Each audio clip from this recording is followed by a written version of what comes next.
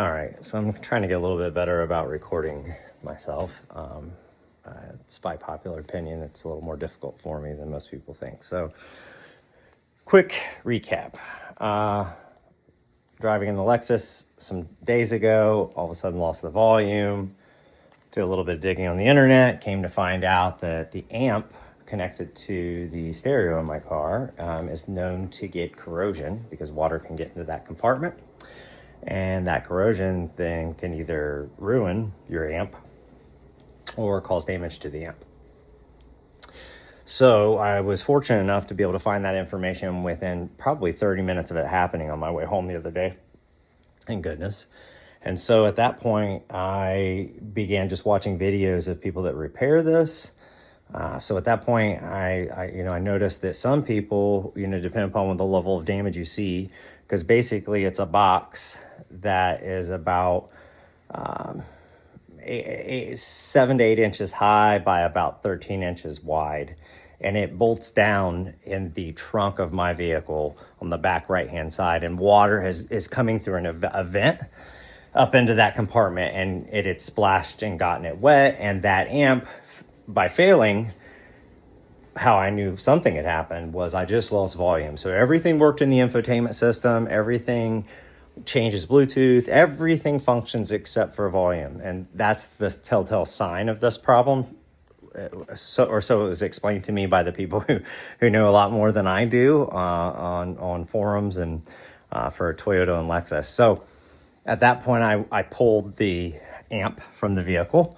I could see without even pulling the amp apart that there was, what looked like water damage. I did a little bit of digging, I was like, what do people that repair this sort of thing do?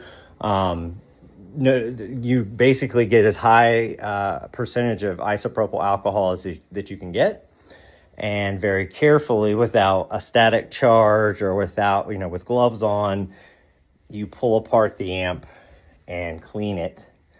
In my case, I used a toothbrush, a very soft bristled toothbrush, and I started with about 70% isopropyl alcohol, but then I went to the store and got 91%. You really want to, if you can get your hands on it, 99%, I guess, is the standard by which most of these people that repair this sort of thing do and use. So best I could do was 91%. So I pull the amp, bring it in, I clean it. I go get my dielectric grease so that I can put some on the connector so that when I try to put it back in to see if this repair, because in many cases, according to the internet, oh, and did I say that the cheapest you can repair this by buying a new amps are $350 to $550. Yeah, $350 to $550. So, but in some cases, if the damage isn't too extensive and nothing's blown, you can clean it with high percentage alcohol and get any damage, or, any kind of corrosion, whatever, off of there. Try plugging it back in. There are people that have done this that had way worse damage in their pictures than I did. Mine was relatively lightly damaged compared to everybody else's. So I pulled it, cleaned it with the 70% alcohol best I could. Now, inside of this rectangle box is two microchip boards with transistor, all that stuff. I don't claim to know all that. I just know that it's sensitive and you can mess it up. So the first time when I cleaned it, I just cleaned where I could see. I did not take it apart and clean both sides of both boards. Didn't do that.